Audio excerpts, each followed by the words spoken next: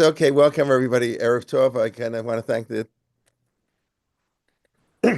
Sasson family for sponsoring this series in memory of their father Albert Sasson, Avram Ben Salah by Jacob and Joseph. Thank you. And okay, we're looking forward. This is class number 6, I believe, in our ongoing series of Rav Gorin. And let's get right to it. Thank you very much, everybody. Well, let me first thank all of those who came out yesterday. I spoke on my book on Rav Kook, including our sponsor, or one of our sponsors, Jacob, was there. Huge crowd, I think, for such an event at Mizrahi Books. If you haven't been to Mizrahi Books, next time you're in Brooklyn, you should check it out. It is unique. 500,000 books in one giant place. There is no place like this in the world, including in Israel. And the gathering was also like you won't see anywhere else. We had the Hasidim and the modern Orthodox and the others. And so I thank Mizrahi Books and also Kingsway Jewish Center for sponsoring that. And for those who are listening to us from England, Mirza Hashem, this Saturday night in London at the Ner Yisrael Shul, I'll be giving the same talk. The jokes might be different, but the talk is the same. So see you there. Okay, let's get right to it. A couple of things, as is our want. We're going to start.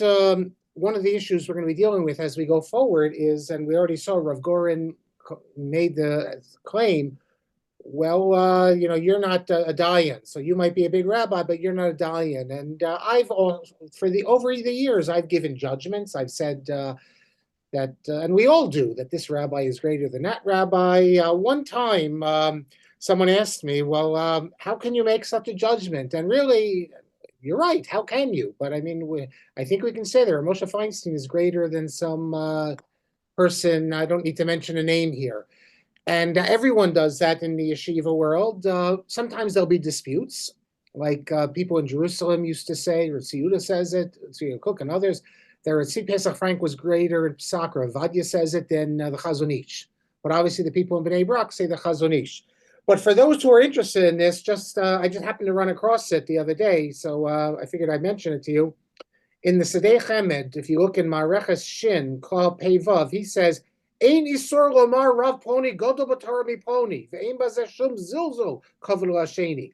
He goes on and says it's not a zilzul to say about one rabbi is greater than another. He quotes the Rivash that says Rabbeinu Tam is greater than Rabbeinu Hanano and Rashi. And the point is that this is an old thing, and you can dispute. You might be wrong in what you're saying, but it's not a lack of respect to say that a certain rabbi, in your opinion, is greater than others. You might not know enough to have an opinion, but it's not a disrespect. Last class, we spoke about the issue of corporations. And I think Moshe from Lakewood, he called my attention to an Igros Moshe, which I didn't recall.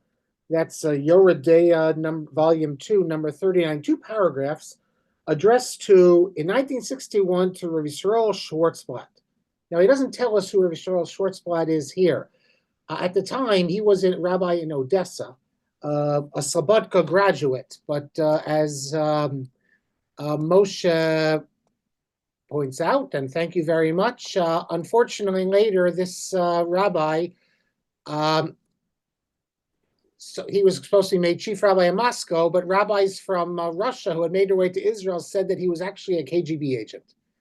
And so R Moshe here has a tshuva to a KGB agent, a rabbi KGB agent. Of course, there were other rabbis who were worked. We know that in Czechoslovakia, I remember they found out that the so-called head rabbi was reporting. I don't know what the line is between being an agent and just trying to create good relations, but apparently this guy went overboard. But he had an interesting question. If let's say the Kalim in the Medina, this wasn't really the case in Russia, but if let's say you have certain Kalim that belong to the Medina, namely Russia, well, actually not the Kalim, the factory belongs to Russia, and they make the utensils. Do you need to do tevillah then? Because it's not a corporation where we saw Rav Moshe said, well, if the majority are non-Jews, or the ones who are important, I should say, are non-Jews, this is just a country. So it's interesting. R Moshe says he thinks that perhaps efshar shelo by tevillah. He says that it could be you don't need tevillah, but in the end, he says that it's best to do tevillah because the majority of the Medina or of the country are non-Jews. But it's interesting. Like take let's say the American Cancer Society decided to get everyone together and do a charity thing and make utensils, not hire a company to do it, but make it. I mean, is the American Cancer Society? That's not Jewish. That's not non-Jewish. It's its own independent entity. Yeshivas, by the way, these questions go back to yeshivas. Do you know that Rav Scheinberg holds or held? This is found in Rabbi Shurkin's the Megat Givos Olam, page 167, that a yeshiva or a shul do not need to, or any Mossad Tzedakah, do not need to sell their chametz. Now, and it's actually not because it's not a person. He says that the Gemara says that, not if you have non-Jewish chametz, you don't need to get rid of it if it doesn't belong to you. And it also says mamon chametz gavoa if it belongs to, let's say, the Beis Hamikdash. So Rav Scheinberg says the whole thing that it's not an entity. A yeshiva doesn't belong to anyone, and in this case, if it's a corporation, maybe you'd say, but Rav Scheinberg says not a yeshiva. Okay. I want to say a few words about the issue of mamzerut even before we get in. We'll start today with Goren's book and his argument, but there's still some things I want to mention about the response. We're going chronologically, so we see the response before we see Rav Goren's argument. All we see is Rav Goren's psak. But a couple important points about mamzerut, because as we're going to be looking at Rav Goren's argument, some of you might say, well, that's really bending over backwards. That's really relying on leniencies. But the truth is that's the Masorah. That's the tradition. I'm going to show you a few things in the Shulchan Aruch now. But before that, I just want to tell you a story. I've never told this story. And it's interesting because this was a story which I had for us. And this event took place in my previous lifetime in a rabbinic role in 1993 or 92. And then I saw with Masoras Moshe the same thing. I'm approached by someone who about tshuva, and he tells me this following story: that his mother was previously married, then she got divorced, and she's remarried, and he never spoke to his mother about this thing. He understands it's maybe uncomfortable, but he knows that she was married, and he just learned about this idea of mamzerut.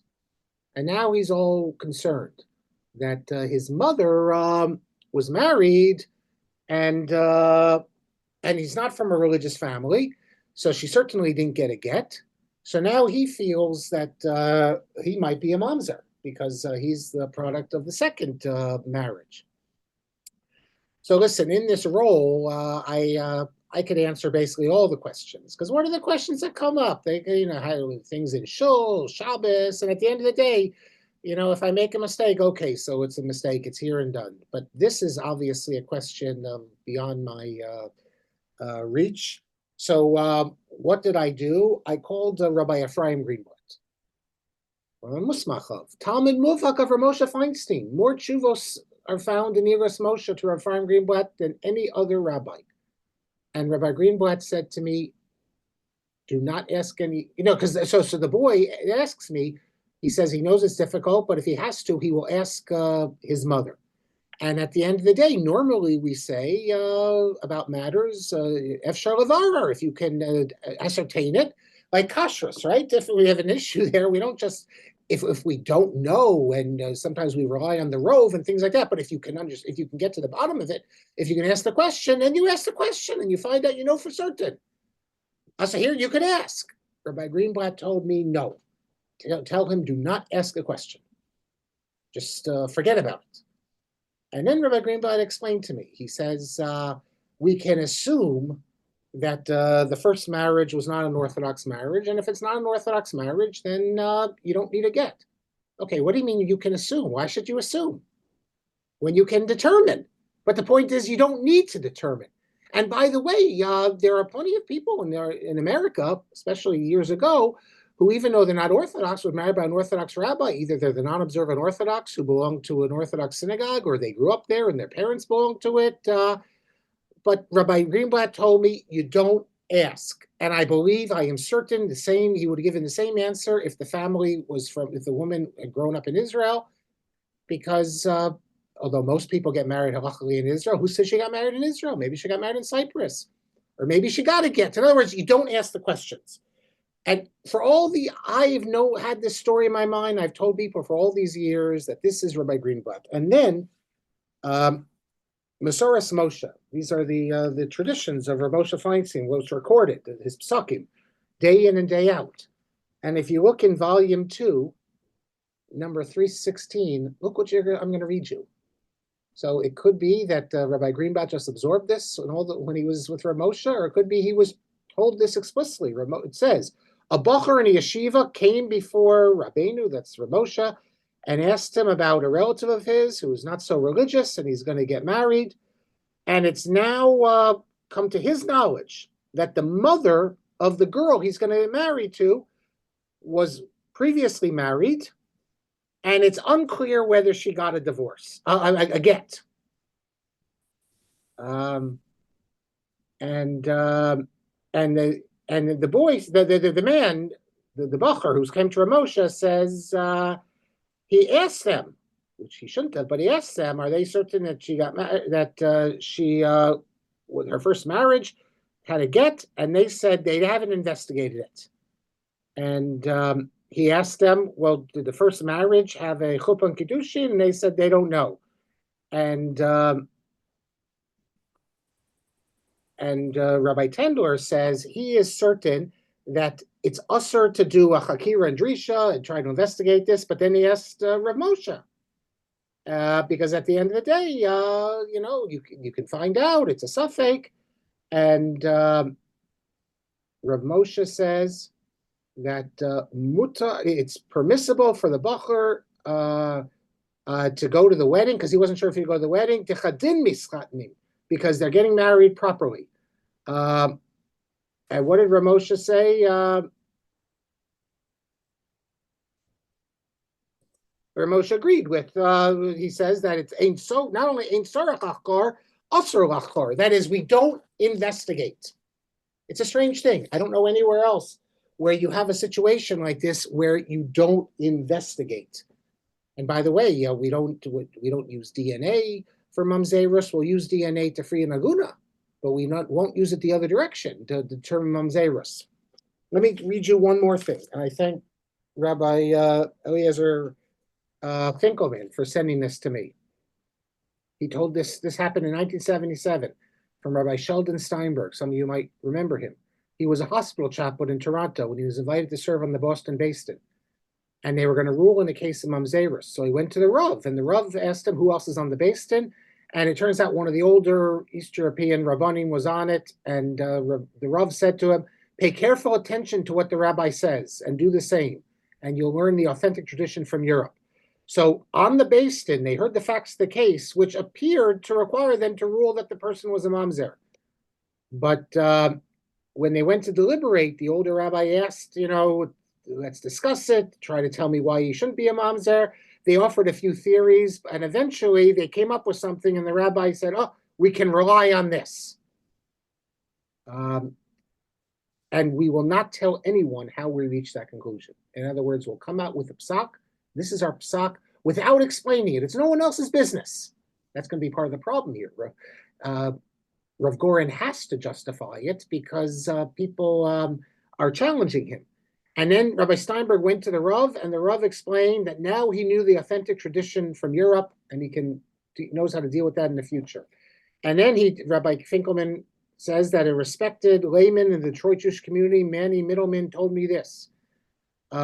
He survived the Shoah from Auschwitz, and he knew that a woman from the old country had married after the war, but her first husband, he knew the first husband's still alive, and she remarried. So first of all, he could make a stink, he could tell her, whatever. So he asked Rav Box, the big Rav in Rosh Yeshiva in Detroit, what he should do with that information. And Rav Box lifted a finger to his lips. That is, don't say a word.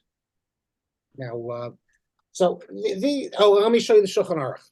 Because I don't know if all these really, they don't seem to be in line with the psak of at least the Shulchan Aruch. But look just to show you how far we go. The Shulchan Aruch says as follows. It talks about not mixing with mamzerim. And what does the Ramah say? This is in Even Ezer 2. Calls it dafka l'mishadei b'davar. That's if you know it. But a mishpacha, a family that's been, that a pasul has mixed in it, and is not known to people, since they're already mixed in, they're mixed in. You cannot reveal it. What do? Let me read the English here. It says, Ella you don't say anything. In the future, we know we have a tradition that in the future, Messianic days, everyone, all the families will be made kosher. And then he says, you can tell certain people, don't marry that family because they mix with the mamzer, but you can't make it public. Why can't you make it public? Mamzerus, because once it's been mixed, it's mixed. So there's a mila not to marry that. But there's no isser.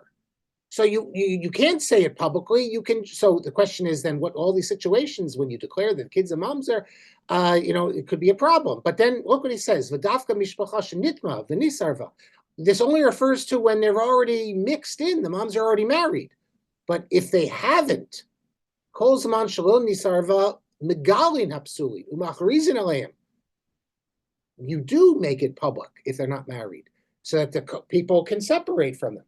So that seems to go against the European tradition that we've heard so much in the stories I just told you, that even if they haven't married, if they're just about to get married, maybe I think some hold that if they're about to get married, that's considered as if they're nitma'a. I don't know. You really need a dayan to go through all these things, because we do have plenty of examples where it seems that they're not in line with what he says, that if they're not already mixed in, you should let people know. But even the idea that when they're mixed in, what do you mean? So they're mixed in, so what? Don't we know that a child of a mamzer is a mamzer? So, and look at this, another halacha, Even Ezer 4. Okay, listen to this to show you how far we bend over backwards. I'll just read the English. If a woman's husband traveled abroad and remained there for more than 12 months, and she had a child after 12 months, that child is a mamzer. It says his. That child is a mamzer because gestation is never longer than 12 months. Okay, so what does Ramah say? During 12 months, there's no concern because we could say it's a long gestation. So halakha l'maisa, Shulchan Aruch and the Ramah, a woman gives birth at 11 and a half months, we still assume it's her husband's. Now, come on. We know it's not, but based on the Gemara, we can rely on this, and we don't override the Gemara with our scientific information. And then look at this; it goes even more. Let's say she gave birth with only 5 months. That is, her husband's away, then he returns, and she gets pregnant. She gives birth 5 months later. We still say it's her husband's. And they were asked about, Rav Herzog actually thought that we should do not DNA testing, but blood testing to maybe, but everyone else said, no, we don't do this. We don't, it only goes one direction. Like today, we use DNA testing to get the results if we find, unfortunately, pieces of bodies like they did after 9/11, or unfortunately, maybe today even with the war, but it's good enough to free an aguna, but we're not going to go the other direction. So it just shows you the tradition of bending over backwards for these matters. Okay, let's pick up before we get into the actual book, and we will get into it. At least I hope we will, because I said I would. There's two more things I want to do. First, as I told you about the Lubavitcher Rebbe. The Lubavitcher Rebbe comes out against Rav Gorin twice, as we saw. The first time was. We already saw when he's running for chief rabbi, and then when he's elected as chief rabbi, and then right when he's elected and he issues the psak. As soon as Rav Gorin issues the psak, what happens? The Lubavitcher Rebbe comes out with a public statement. Admor Lubavitch Korel of Goren Litpater, that the Lubavitcher Rebbe calls on Rav Gorin to resign. And there's two sichot that I'm aware of. Maybe there's more. The first is 1973, Tashem Lam Gimel, it's Yutes Kislev. And the Rebbe, it begins, I'm reading from Torah Menachem. It begins on page 258, where the Rebbe, first of all, he says, in any posek dinim, the Rebbe says, I'm not a posek. So I'm not looking at the halakhic issue. I'm just looking at the larger issues here. And he says that when you have someone who says, I want to become a Rav, in this case, chief rabbi, and if you want me to free them, then I'm going to, I'll take care of it for you. He says that doesn't work in traditional Judaism, and that's a problem. And then he goes on to say,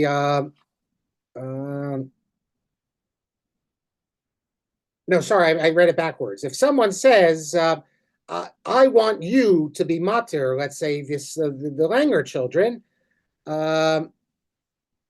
and basically that's the masses think, who say that, or the politicians, that this has to be done, and that you can find a heter. That doesn't work. Only great rabbis can be involved with this. Then he goes on to say that there were always Jews who observed Taryag mitzvos, and there were Jews who observed less mitzvos.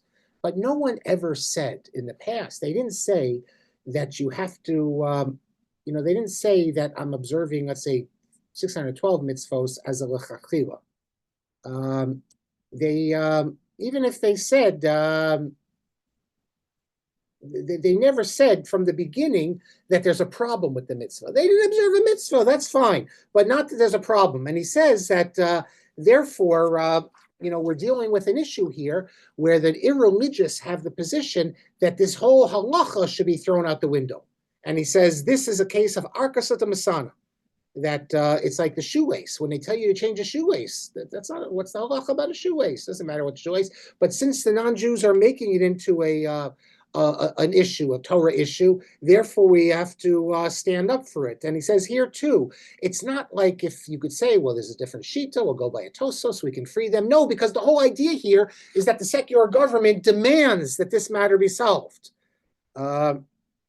And then the Rebbe says something which I find strange. He says, and this is not about them getting married. He says, if they want to get married, they can go to Cyprus. He says, this is about basically uprooting the halacha. But that they didn't want to get married. They did want to get married. I have to disagree with all due respect to the Rebbe. They could have gone to Cyprus, but first of all, they accepted, they weren't religious, but they accepted the idea of Jewish law in marriage. They wanted to get married in accordance with Jewish law. And they said, the children both said that we don't oppose Jewish law. They just wanted, and they wanted to get married. They didn't want to be outcasts. So what the Rebbe says here is really not correct. And then he says, this is not a private matter. That's why he's getting involved with it. This is a matter that affects the entire Torah.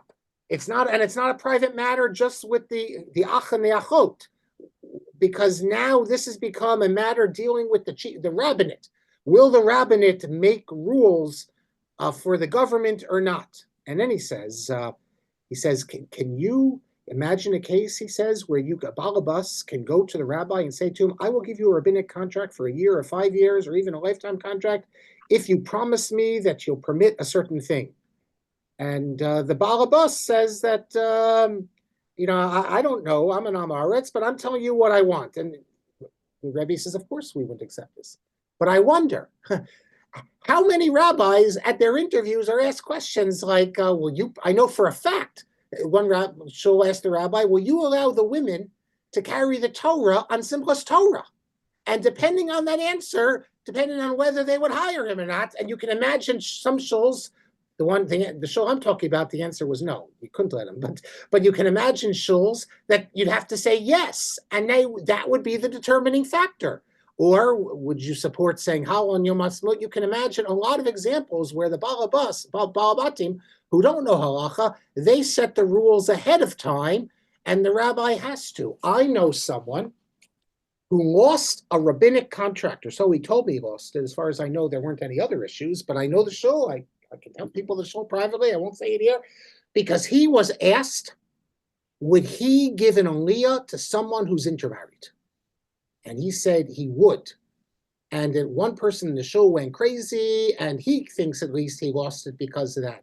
And the fact is that I told him afterwards that Lakewood kollels all over the country give aliyahs to intermarried people. Chabad does. And then he called his Rebbe, Rav Shlomo Warman, who was on the RCA based in, and Rav Shlomo Warman told him what you said was correct.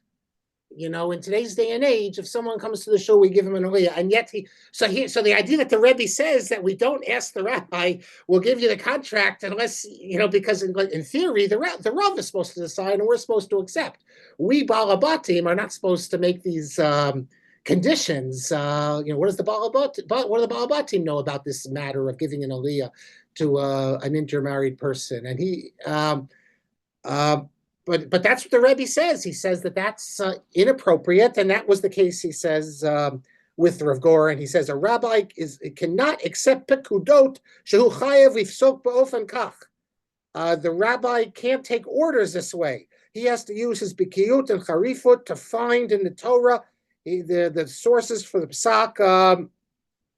And then he goes on in a longer.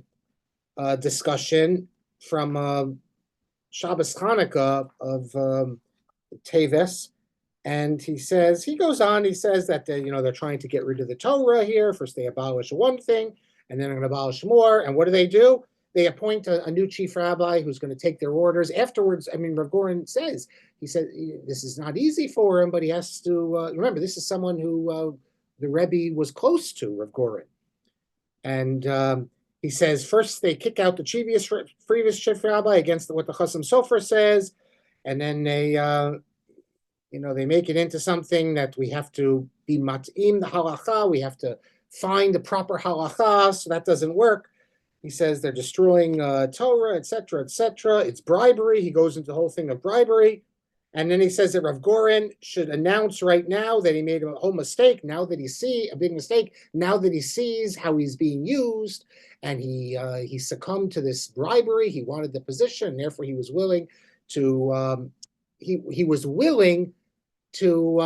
agree to come to a psak, which in his mind appears appropriate, but really it was because of the bribery that the government was willing to make him chief rabbi. So it's not an actual psak. Even though he has the sources, he's looking at it through the lens of the position he's going to be given. Therefore, he should bang on the table, and that he resigns and he has nothing to do with all this. And then he says Rav Gorin could have accomplished a lot had he remained chief rabbi of Tel Aviv. Why is he putting himself into all this? And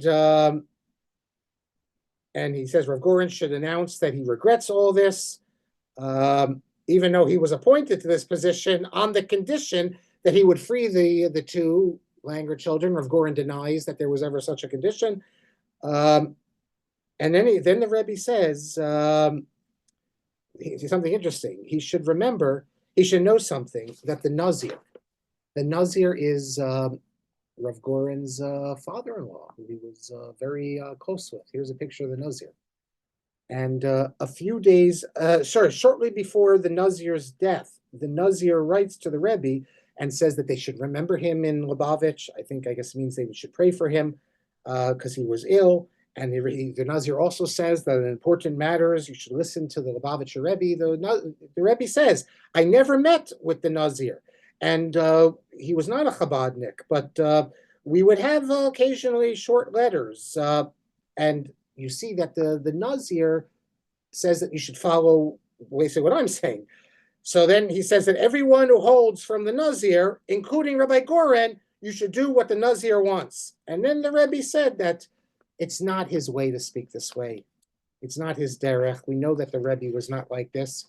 And he doesn't mention names, but he had to, because it was so necessary, he had to adopt a different approach here. And look, I guess that's what makes a leader, that even though you're friendly with someone, if you feel that something is the truth, you have to speak your mind. So I guess that's what the Rebbe felt. And And we have to give kavod to Rav Gorin, who, despite the fact that the Rebbe really publicly attacked him, held him out to dry, all this, Rav Gorin didn't hold a grudge. And after the Rebbe passed away, Rav Gorin spoke about his greatness.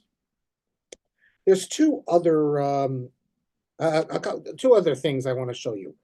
And that's, we saw this already before Rav Gorin was elected, a letter from signed by Rav Shlomo Zalman Auerbach. And here is afterwards, after the decision. And it says that we're shocked by what happened, that this ruling goes panim b'Torah, in an improper way. And therefore, what do we say? Hinenu machrizim, that we declare that the psakim of Rav Gorin are batelim, signed by Rabbi Abramsky, Rav Shmuel, Rav Moshe Chavroni, and Rav Shlomo Zalman Auerbach. Okay, three of them we get.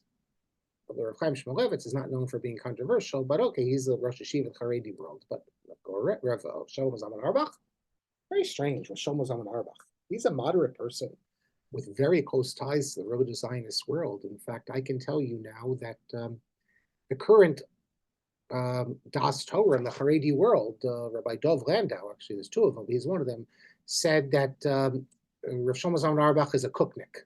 He degraded him and didn't take him seriously, because then Rav Shlomo Zalman Auerbach was a kooknik.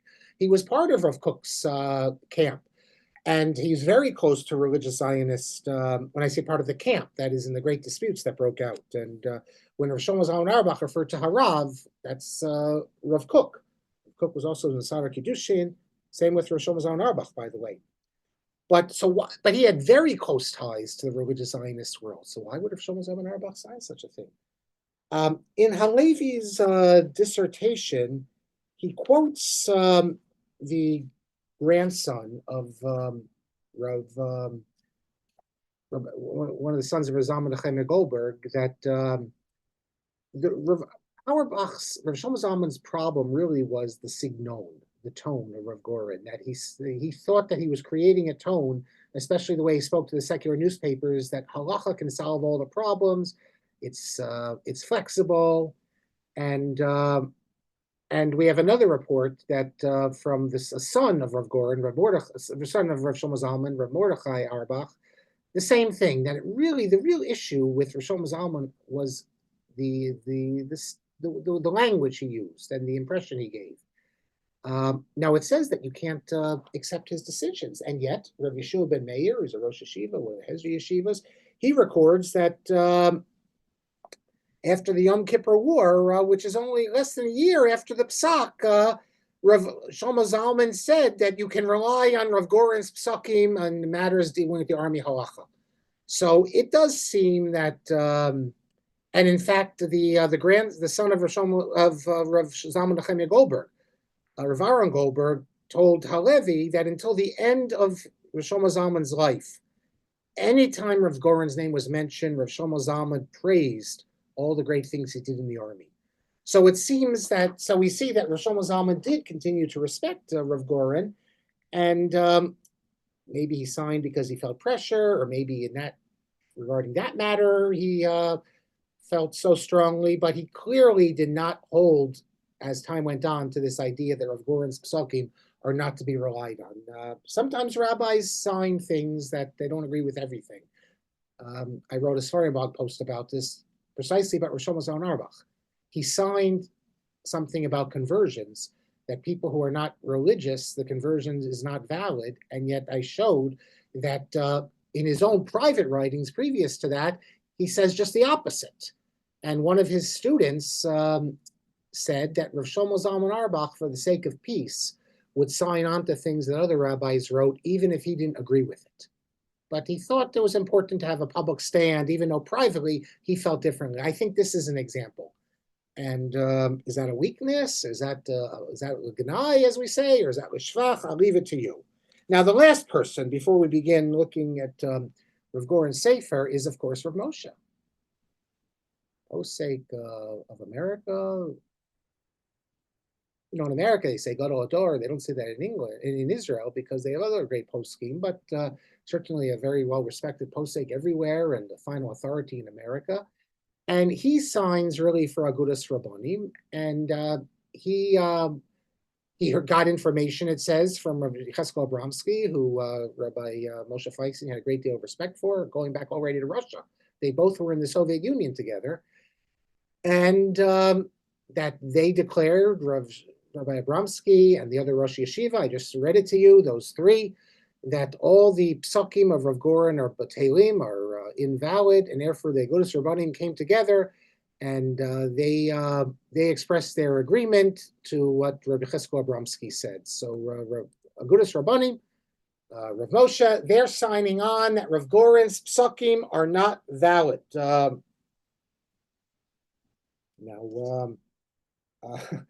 When this first happened, the first people who came out against Rav Goren, I read you what Rav Goren said about them. Who made you chief rabbis here? So I'll read it to you. It's Rav Goren says, this is from Halevi's, this is from Aviad Hollander's article at Chakira on Rav Goren.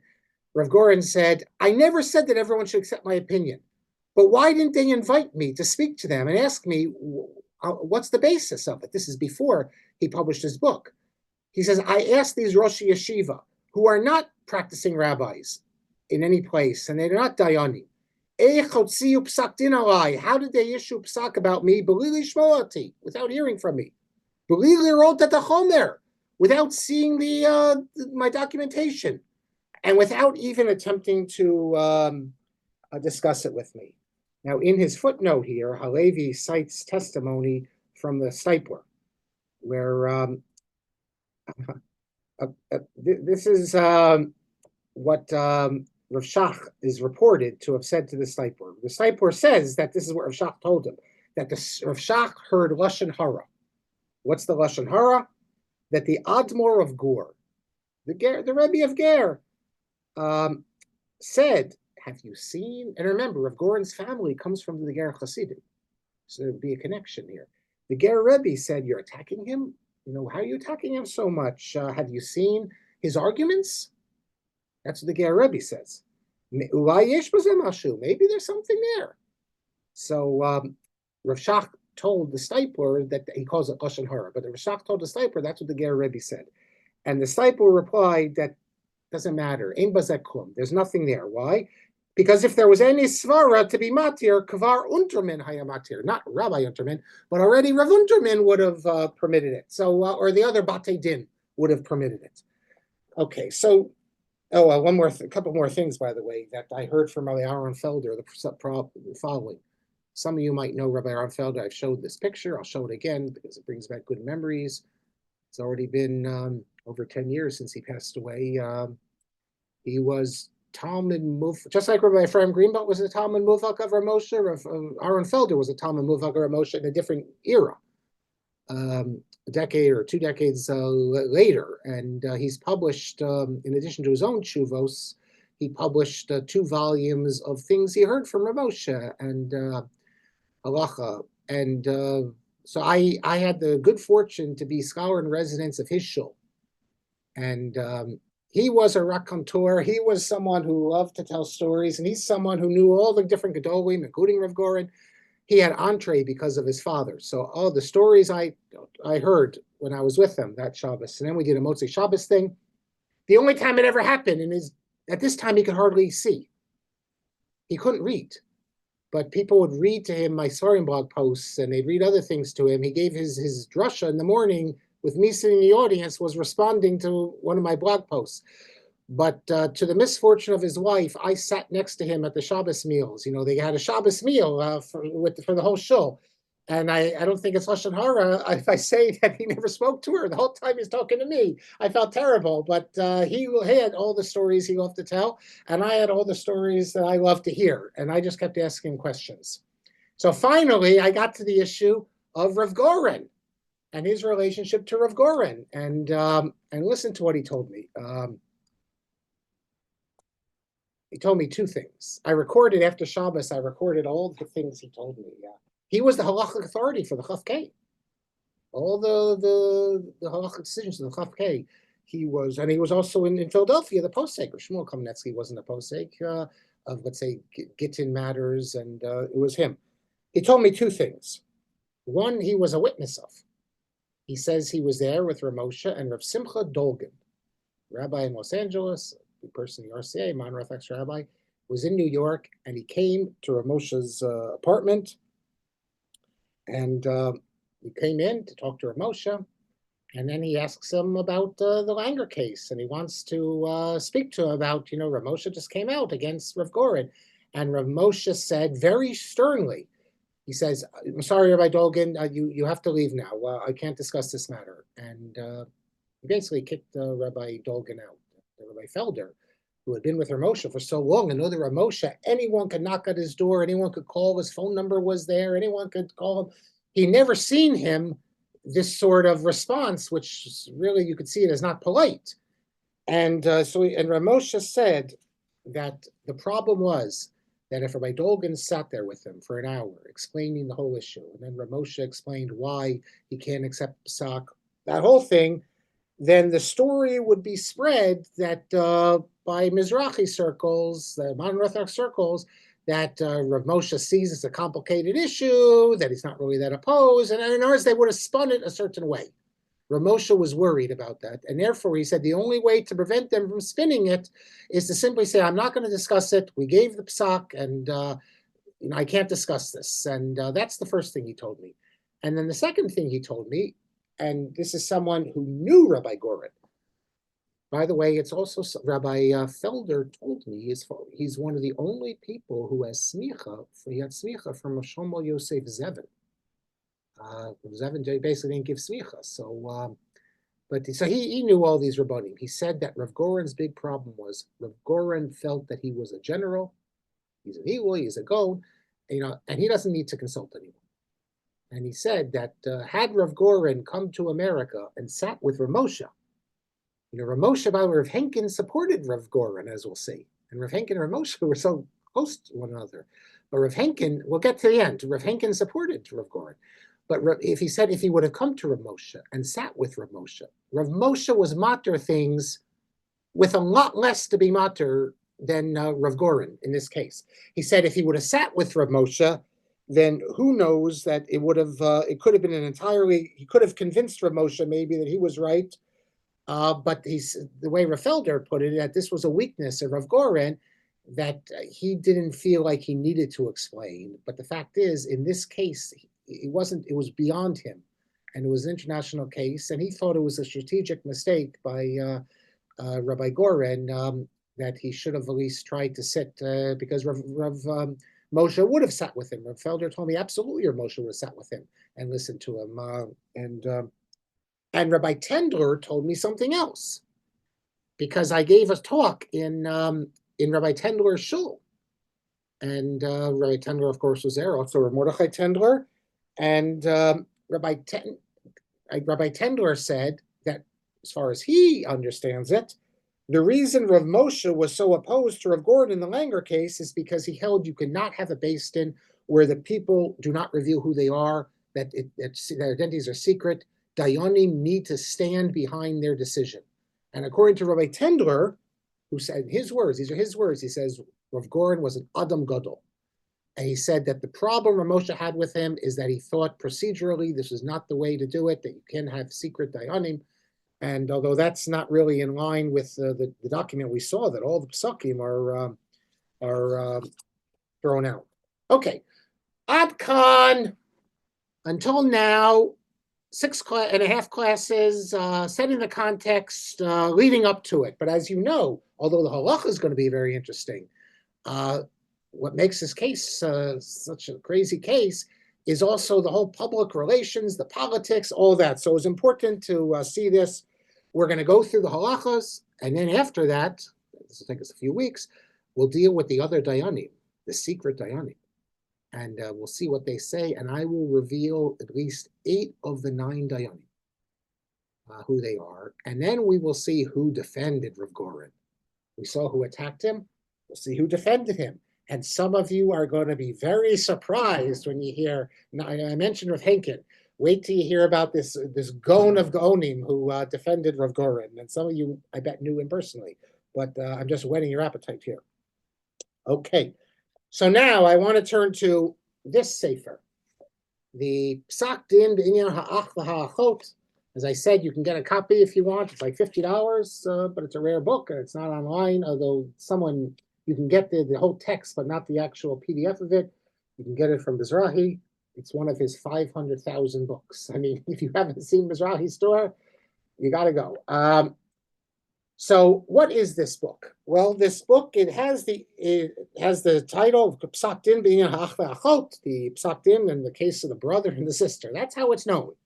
Written by Shlomo Gorin, Rav Rashi Yisrael, V'nasi Beit Hadin HaRabbani HaGadol B'Yisrael, chief rabbi and president of the high rabbinic court. The Beit Din HaGadol is another name for the Beit Din HaGadol Irurim, the appeals court.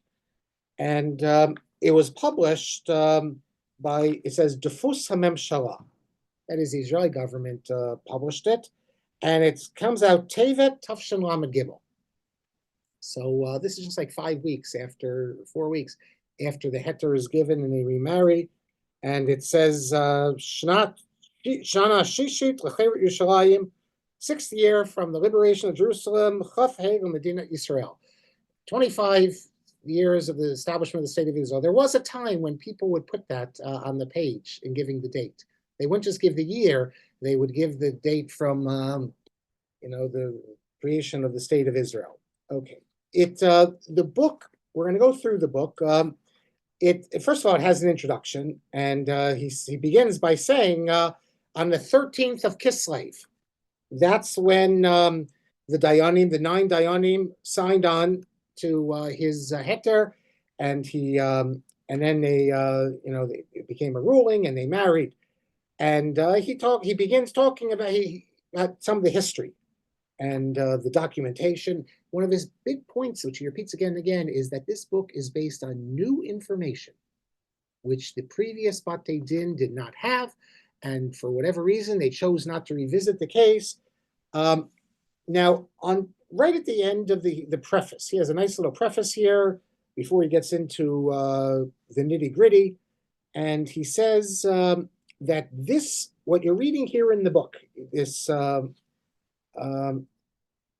Psak Din, he says, I actually arranged this and set it out because Rabbi Nissim, like we know, Rabbi Nissim asked me to do this a couple of years before, and it's based on new information that was discovered after the final Beis Din, the Beis Din HaGadol Irurim, that's Rav Vadia, Rav Yoshev, and Rav Shal Yisraeli. After they gave their ruling, I found new information that, and I said I published this already. I suggested in that little booklet, and I said that this what I'm putting forth is not a psak, it's just information that the Dayanim could look at it again. And but we know what happened, that the Dayanim didn't look at it, or at least they didn't sit again as a Beis Din. But he said, based on that, there's room to change the psak. He says, and even subsequent to releasing that information, I have more information that makes it very clear to me that these children should be freed from the taint of mamzerut. And then he says, we have to be upset, yesh litzaer, that because of the difficult the situation in the air, that the chugim kanaim, that extremists have created, they threaten anyone who doesn't agree with their opinion. I have to keep the identities of the Dayanim secret. Nevertheless, he says, I will show you, and we'll see this, that this is in accord with halacha and in opposition to what Rabbi Tenler at least told me Rav Moshe said. So let's, he begins with a letter, by the way, from the Langer children, from beginning of Cheshvan, of Mar Cheshvan, of September, I guess, of October 1972, in which they ask Rabbi Goren to look at their case again, because they have no one else to turn to. Anu mitchanim b'fanecha, lavo le'ezratenu, letaher otanu. That to free us from this stain that has been put on us, lo edim ksherim. without any proper witnesses or without any proofs or documentation at all. Remember, there's no documentation that you're going to argue. So Rav Gorin already spoke about how he knew the kids for years, and so there's a personal connection. He begins chapter 1 dealing with how the Batei Din examined this matter. And he, on page 14 already, he says that this is a case of dinei nefashos. Dinei nefashos, we usually think of life and death, but dinei nefashos has a wider connotation. Someone who can't marry, that's dinei nefashos. What type of life it is if you don't have a chance to have a family, to get married. So he says that's psul mamzerus chamor kedinei nefashos. In other words, if you're asking me why I'm getting involved in this, why not just, Dayanim already ruled on it? Because if you can save a life, you're not just going to say, well, someone else already ruled on it. If I can save their life, I'm allowed to, and I'm called upon to. And he cites a Yerushalmi that says it explicitly, that he says that all the halakhic parameters of dinei nefashos also deal with, are found in the psul mishpacha. And this is very different than monetary cases where you can't just come out of the blue and re-litigate a case. And then he says, he quotes other Gemaras that he says that if you have knowledge, you have to be lamed schus, you have to help people in a case. He says, when dealing with a case like this, you don't concern yourself that if you you uproot the ruling, that it's a disrespect to the previous Beit Din. He says, we're not concerned about this. And because it's dinei nefashot. Just like if a Beit Din ruled that someone is supposed to be executed, and you were able to find a new evidence that shows that a witness is lying or that they're innocent, are you going to say you're not going to present it because it's disrespect to the previous Beit Din, or because you're not? It's not the convention. You have to go follow the Batei Din. No, if you can save someone's life, it doesn't matter where you come from. You have the responsibility of creating a new Beit Din if necessary. And we're not concerned with any of these other procedural matters. And it's the same thing with a case of mamzerus. And then he says in the next paragraph, this is very important. Beit Din rashai lismoch b'shas halakhic al shitas yachid kedei levatel Beit Din rishon. A Beit Din, in dealing with a case like this, is allowed to rely, because it's a shas halakhic, an emergency situation, on an individual opinion. A das yachid. Now you might say, well, we're going to see. The Rambam says one thing, and Rashi says, in other words, this is just one opinion in Tosfos, but you're allowed to. In a case of mamzerus, you're allowed to rely on an individual opinion. This is dinei nefashos. We all know you can rely on an individual opinion in if a poor woman, if a rich person comes in with a chicken, and it's problematic, so he can afford a new chicken, buy another chicken. But a poor woman, we know it's hefsei meruba, so you can permit it in many cases. Same thing here. And then he says, he quotes Tosfos, once one rabbi rules something's permissible, it rules something's usur, forbidden, you can ask another person to permit it, as long as you let the other person know. That is, this Tosfos says this, if I give a psak, I give a psak l'chumra, the people I gave it to are allowed to ask another opinion, as long as they tell, hold on, but they have to tell the other person they're going to ask that they already asked my opinion. But if I give an opinion, they don't. I know we say you're supposed to accept the psak, but according to this Tosfos, if one rabbi gives a psak and it's a psak isur, you can ask another person, another posek, but you have to let them know. So this is a case where we're talking about it. Nothing's being hidden. The other Batei didn't know what's going on. So he sets out in the first chapter that what we are doing, the Beis and I established, is in line with proper conventions. He cites, I'm just giving you the bottom line, but he's citing Bavli, Yerushalmi, Rishonim, that this is permissible. And then he says, what about the idea that once one rabbi issues a psak, that no one else, his chavero can't come and contradict it. Like you're a rav of a city, someone else can't come, and he says that he gives all reasons why it doesn't apply. It doesn't apply to great Talmidei Chachamim, and and he gives other reasons why it doesn't apply. If the rav of a city, let's say, issues a psak, but then another rabbi has new information, he says it doesn't apply as well. So he gives all sorts of reasons here. And that's really the first chapter. All deals with the issues of how he ran his Beis Din. And then, of course, you get to the big problem, though. Who ever heard of a Beis Din where you don't know who the Dayanim are? Well, that's where we get to page 22, where first we have we read. He gives you examples of not examples. He gives you the summaries or the final rulings of all these 9 Dayanim. Remember, Rav Gorin has his documentation, has his ruling. He gives it to these 9 Dayanim. Now, we don't know how many Dayanim he asked. He could have asked 15, and only 9 agreed with him.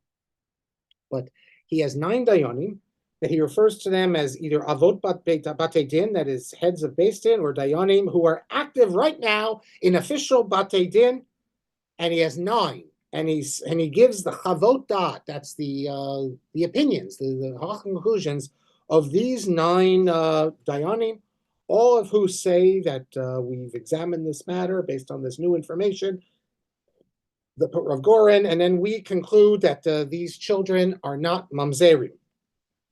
He, in one of them, Dayan number 8, actually, he goes into, in his conclusion, or not his conclusion, it's, I think the others maybe just gave a short paragraph. He has a longer conclusion, or a longer Chavot Dat, and he says, it's interesting, because this is like a summary. He says, I was asked to look at this case of a convert who claims that he converted, and he has no witnesses. He says he converted 43 years ago in Warsaw, and he married a Jewish girl, and this rabbi, the rabbi of the town of Lokov, performed the wedding, and he has no witnesses to this. He claims that he was tovel in a mikvah, and he doesn't remember whether he went in the mikvah before or after the bris milah. He says that from the day he converted, he always was shomer Shabbos and went to shul and davened and put tefillin on every day. And when the Beis Din asked him, do you put the tefillin of Rosh, the head tefillin, on before the arm tefillin? He didn't know the answer. And he couldn't complete the sentence, Shema Yisrael. He didn't know what he was talking about. He didn't know the words, he's supposed to go to shul every Shabbos. He didn't know the words of L'cha Dodi. And not only that, he married his wife before he claims that he had kiddushin with her. He married her in a church. What we're going to see is that there's going to be divergence in the actual facts of the case. So if you accept one set of facts, you'll come to one conclusion. If you accept a different set of facts, you'll come to a different conclusion. And then the upshot of these facts, which we're going to see next class. If someone converts to Judaism and then continues going to a church and baptizes his child and does all these things, is this still a valid conversion? So we're going to get into this big issue of can you void a conversion or not? But I see that we're already, I wonder though. Well, he has the name Avraham Barakovsky. Where did he get the name Avraham? Did he just make it up, or did he just? He couldn't say he was circumcised.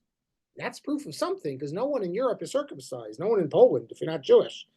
He couldn't say who converted him, but and even if he came up with a name, you couldn't confirm it. But that's going to have some sort of circumstantial evidence that he is circumcised, and he has the name Avraham.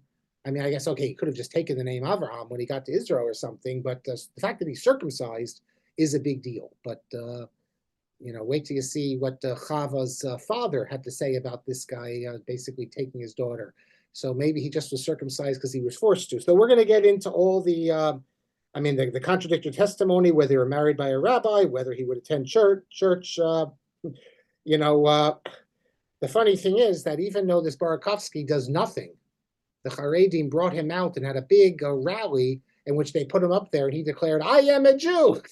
So all of a sudden they put him up there. But okay, so we will. We're just starting on the halakhic matters, and so let me take the questions and comments. Charlie, if you're a professor at Albert Einstein, I know technically it's not really a YU institution, although YU still has, I think, 49% of it. But if you told me that you had issues of anti-Semitism at Albert Einstein, that would be a major problem. Well, let me tell you. Someone privately says that Rabbi Steinberg was close to his father, and so I had never heard of actually Rabbi Steinberg. I looked him up after Rabbi Finkelman told me that. Rabbi Yellen, in your personal experience, it's not uncommon for the board to ask a rabbinic candidate the kinds of questions you are mentioning. It's never stated that the offer of the position is conditional on the right answer, but it's often so understood. Yeah, well, they would never say it's conditional, but we all know that you have to give the right answer because unless the board is absolutely split between different opinions on it, usually the reason they're asking it, like you can imagine a shul, and I don't think there's a problem with this. If something's halakhically permissible, like we're coming up to Purim, in my humble opinion, and those of you who listen to me know that I'm not into these Shira Chadasha things. I'm not into women reading Torah. I'm not into any of that stuff, even with the arguments that are made, women's minyan or quasi-egalitarian. But I feel that there's no problem with a woman's Megillah reading. And it's not, I mean, real posking from the mainstream religious Zionist world, not, liberal types. I think Rav Shapiro even said that.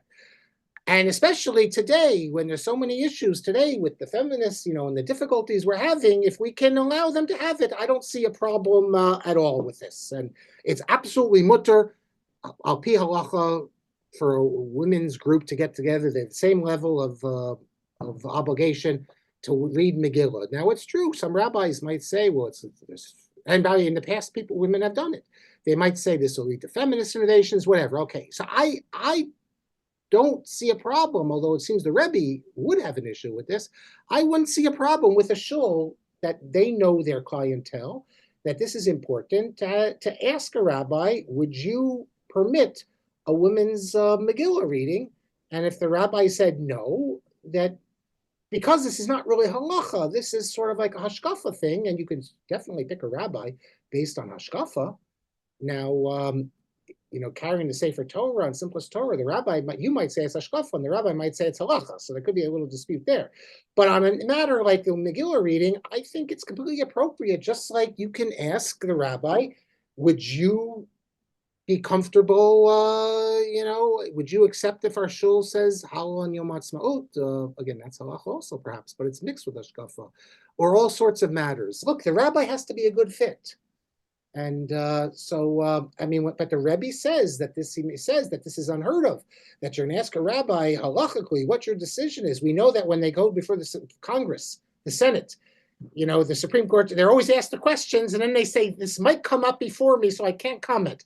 Now, we're dealing with a super right-wing judge, and he's asked a question about abortion. I might have to deal with it, so I can't. So is the rabbi supposed to say that, I can't answer because it might come up and it could be complicated? But it does seem that Rabbi Yellen, that's my experience also. It's also for the advantage of the rabbi. I mean, if you know that this is something important to you and the shul absolutely doesn't want it, you might say to yourself, unlike a Supreme Court justice who has a life appointment and has all the benefits of it, this is not a place I want to be. I'm not looking to start a relationship that's going to be constantly, we're going to be at war with each other. So I think it's to the benefit of the rabbi as well. I do too. Of course, Rabbi the Lubavitcher Rebbe, he might even agree with that, but for a local rabbi, but for the country to have such a decision, although you could say you want a rabbi who reflects the country. You're not getting a rabbi from Meir Sharim, but that's not how the Rebbe formulated. He says that you don't ask the Shiloh what, that make it a Tanai, that this is, but okay. Yes, and you asked Rabbi Tendler, it was Rabbi Moshe Tendler who told me that his father-in-law's big issue was he thought that this idea of just having a secret based in that's not being authentic. If you're a dayan, and Rav Avram Shapiro, I'll say it now, I'll come back to it. He was asked, "Are you one of the dayanim?" And he said, "No, I'm not one of the dayanim." He said, by the way, that Rav Gorin's tshuva is very solid. I said, "Are you one of the secret dayanim?" He says, "No, how could I be one of these dayanim? The Torah says osaguru. If I was a dayan, I'd sign my name to it." But we're going to see next class will begin with Rav Gorin's proofs. And these are not from crazy faraway places. These are like mainstream sources that dayanim don't have to make their names public. And and then we're going to go through all of Rav Gorin's major points to get to his heter. So with that, yes, Nissan, that he was the son-in-law and very close, of course, to Rav Moshe, and the medical tshuvot in particular. I know people like to say, well, medical tshuvos, is it really Rav Moshe or is it Rav Tendler? I never understood this argument, because at the end of the day, Rav Moshe didn't know the medicine, but he trusted Rabbi Tendler. Just like a posek doesn't know about electricity. He brings someone in to explain to him how it works. Rav Moshe trusted Rabbi Tendler in this matters absolutely, and therefore Rabbi Tendler explained it how, and you might say, well, Rabbi Tendler explained it a certain way, brain death, so therefore he sort of was controlling the decision. Look, Rav Tendler explained it the way he understood it, and Rav Moshe accepted Rav Tendler's understanding. And I'll just mention, by the way, when it gets to brain death, everyone always blames it on Rav Tendler. Go to the Halakhic Organ Donor Society website. You see a video there from Rav David Feinstein. And Rav David Feinstein says he doesn't want to use the word brain death or anything. He says, I'll just tell you what my father told us, that when someone isn't breathing, then he's dead. And if you're brain dead, you're not breathing. That's they said they would hold a feather up in Europe. They didn't look for, the heartbeat or anything. They just put the feather to the nose. And if there's nothing coming out, then that's death. And if you're brain dead, you don't breathe on your own. So it's not just, Rabbi Tendler. He was obviously very strong on this matter. And, but enough said about that. Rabbi Kelman. Thank you. Just had to clear my audio. Okay, thank you very much. Okay, tomorrow Rabbi Shulman is not giving his regular class. He's unavailable, but Rabbi Mintz will be giving his class at tomorrow is Tuesday, yeah. So Rabbi Mintz giving his class and at 11 a.m. and then he's extending his series 1 week. It's supposed to end tomorrow, just like Tamar Weissman. Today he's extending her class by 1 week. So next Monday and Tuesday, and next Monday, Yosef Lindell is starting a 5-part series on issues in the Haggadah, and then, please God, Sunday, March 30th, we're going to do a Yom Iyun on the Haggadah, go through the Haggadah. We did a similar thing last year, and then we'll have a whole bunch of shiurim. But in the meantime, we'll have all our regular shiurim this week and upcoming week, and I think that's it. Nothing to argue with you, Dr. Marc, this week or whatever. But by the way, I do want to clarify last week in case people misunderstood. I believe Halom made me call Adam, that we can learn from everybody, even people who I wave sure.